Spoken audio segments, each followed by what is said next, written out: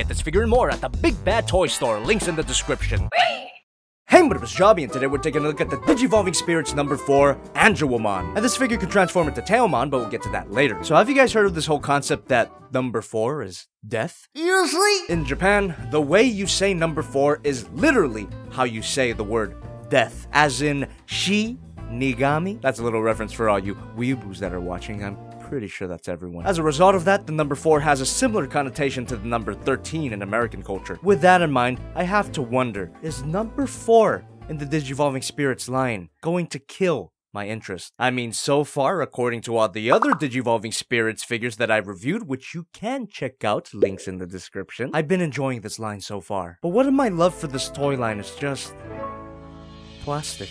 Well, I guess we'll just have to find out. The painting and the sculpting on this figure is amazing, for the most part. To be honest with you, I don't quite remember Angewomon as a character. I just remember her as the next form of Gatomon, and I always thought that the design was cool. But when I was growing up with Digimon, my innocent child brain never noticed how skimpy this character was. I mean, look at these bits of skin. There's a little sculpted pudge where the tight clothes is clinging onto the skin. Woo, is it getting hot in here? And dare I say it, but thick. Oh boy, it really is getting hot in here. I need something cold. This nicely sculpted helmet is in fact made out of die-cast metal. And if any of you longtime Digimon fans ever wondered how she looked underneath the helmet, well, she has no face. And another die-cast part.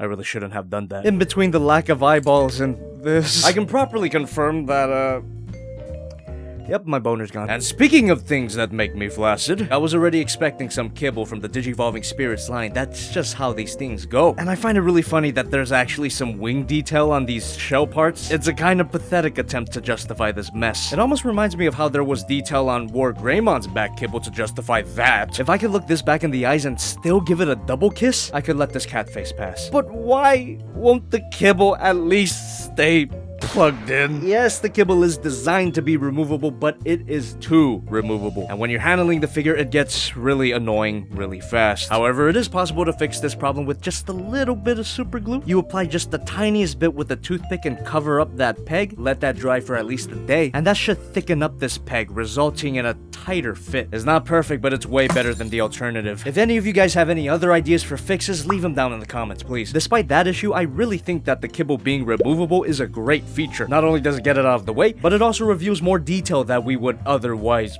miss. Lord have mercy. This is why I'm dying alone. And while the kibble is off, I should mention that she has trouble standing. It's not impossible, but it is kind of difficult to get it in the right balance. And this is kind of a positive aspect of the back kibble. It acts as extra legs. And with that pile of shit and all the previously mentioned die-cast pieces, plus this bracelet on her leg, the figure has somewhat of a heft, but it's definitely not as hefty as the previous Digivolving Spirits figures. And guys, just letting you know, without that super glue fix, this thing... Oh, so the problem with the kibble got especially annoying once you introduce a Bandai Tamashii like I'm saying. I mean, sure, you could plug it into this hole that's right here, and it is, for all intents and purposes, a pretty tight fit. And yes, it does allow you to get some beautiful aerial poses, but it's just too bad about that kibble connection. And you could even plug the into the other hole for even more posing options. But it would look even better with some accessories, which the figure doesn't have. Unfortunately, the massive kibble is the only accessory this figure has. And if that's the case, I guess we can move on to the posability. Ball joint at the head, can look up and down. 2 ball joints at her hair, which pop off way too easily. But the ball joints do allow the hair to get out of the way of the kibble. And the kibble has a hinge joint here, hinge joint here, hinge joint here, and a hinge joint here. Hinge joint at the cat face, but I don't think that counts. And finally, for the kibble, a ball joint at her final set of wings. Okay, back to the figure proper. Allows for rotation, arm moves out, bicep swivel, and at first glance this ribbon might look like it gets in the way, but because it's made out of this really flexible plastic, which I hope doesn't break in the long run, you get an unhindered bend at the elbow. Ball joint at the wrist, rotation at the tail end of the ribbon, hinge joint here, ball joint here, and a hinge joint here. Ball joint at the chest, every ball joint can be. And that ball joint allows for an arching back, ooh, and a crunch. Ball joint at the hips, that allows for rotation, can't move back that far. Kinda messes with the shape of the butt, but the price you pay for posability, right? And if we could get our minds out of the gutter for just a second, there's some joints here that seemingly allow for some shifting movement, but I guess because those joints and by extension the ball joints of the hips are made out of die-cast metal, they are kind of hard to manipulate, but it's possible. That allows for a slightly increased range and hip posability. And it also allows for a good spread, slight thigh swivel, double bend at the knee, ankle swivel, can move up and down, and working with that up and down on the swivel allows you to get a pivot. So the posability on this figure is great. If the shifting joint at the hips worked a little better, it would be on par with an SH Figuarts. But the thankfully removable kibble does get in the way. And make no mistake, this kibble is a big piece of shit. It makes the figure feel taller than she actually is. Here's Mariya Godzilla Prime, the Digivolving Spirits War Greymon, Digivolving Spirits Medical Garurumon, Digivolving Spirits Diaboromon, and the original Digivolving Angewomon. And I gotta say, it looks pretty damn good with Angewomon, which makes me wish that we were getting an updated version. And from what I've seen, we are getting a Digivolving Spirits Patamon, but he doesn't digivolve into Angewomon, he digivolves into Magna Angewomon, which completely messes up the matchup. God damn it, Bandai. This has gotta be what getting cucked feels like, right? So to the surprise of nobody, this figure can transform. And the transformation of this figure is pretty simple and it won't take long at all. But statistically speaking, you're gonna skip it. So that's what getting cucked feels like. Now they don't mention this in the instructions, but it's way easier to deal with this with the kibble separated.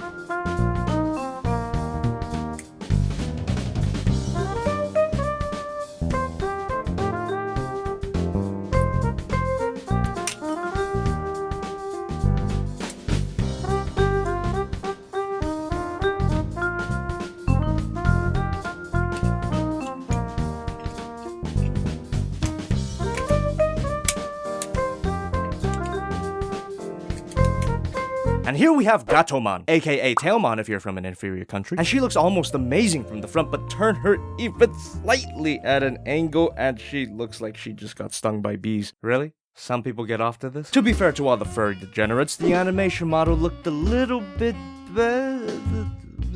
No, she just looks like a normal-ass cat. Pinches furos, güey. Of course, the back of the figure contains a healthy amount of kibble, but I've come to expect that. The arm showing here makes her look more like a mascot costume instead of an actual Digimon. And you know what? That's basically what this is. So the face is cute, I'll give the figure that. Honestly, she kind of reminds me of my own little boy. Oh. Maybe that's why I don't want to fuck her. And to give even more credit to the figure, the shell that's here fits together pretty nicely. Another piece of die-cast metal on the tail gives it that extra bit of heft. But really not by much, it seems almost unnecessary. And yeah, there's not really much to say because there's not really much to look at, so we can just move on to the hinge joint here, hinge joint here, hinge joint here, ball joint at the tip of the tail, every ball joint. Shoulder posability is the same as the Angewomon mode, but if you move the shoulder out, bend at the elbow. I guess you can consider this hinge joint as a kick, but it looks awful. Ball joint at the ankle, which allows the foot to move up and down. And I guess you could count this as a hinge joint. No, we're not gonna do that. Despite some joints, this mode is basically a brick. Well, you can always plug a Bandai Tamashii Nations Act 5 stand into that same hole in the back, and I guess that allows for more posing options. Not really, though. Really, the only thing that this mode has going for it is that it's cute as hell, and the cuteness of the figure is definitely helped by the fact that she's pretty tiny. Once again, here's Mariya Godzilla Prime, Digivolving Spirits Agumon, Digivolving Spirits Gabumon, Digivolving Spirits Keramon, and finally, Patamon. I will say that Gatomon looks even better alongside other Digimon figures, but that doesn't save this mode from being basically nothing. But the Angewomon mode, the non-kibble part at least, is still impressive, so you know what? Overall, this figure is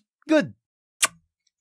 But she's definitely the weakest Digivolving Spirits figure so far. I'd only recommend this figure to any Digivolving Spirits completionist. And if you have even the slightest interest in getting this figure, well, do I have the store for you, the Big Bad Toy Store! Why this figure is more expensive than War Greymon is beyond me. But if you want it, you want it, right? On a side note, I noticed that Diaboromon is completely sold out, and I hope that was due to my review, because if it was, ooh, Papa's gonna pay me real good. So thanks for that. Now, with all the issues I have with this figure, I'm actually still on board for the Digivolving Spirits line. But it does make sense that number 4 of the line killed my high expectations. I really wanted to love this thing. I mean, she's not a bad figure, and man, that body. But if I tried to keep up that fantasy within myself, I'd just be dishonest. And at that point, I just have to accept that my love for this figure is... When passion burns like the starlight, it's just a part of the program. The old routine, a hello, goodbye. It's just a part of who I am. All my toys and fancy things, they're just ways to ease my lonely mind. Everything in time, my friend, comes to an end. I'm sorry.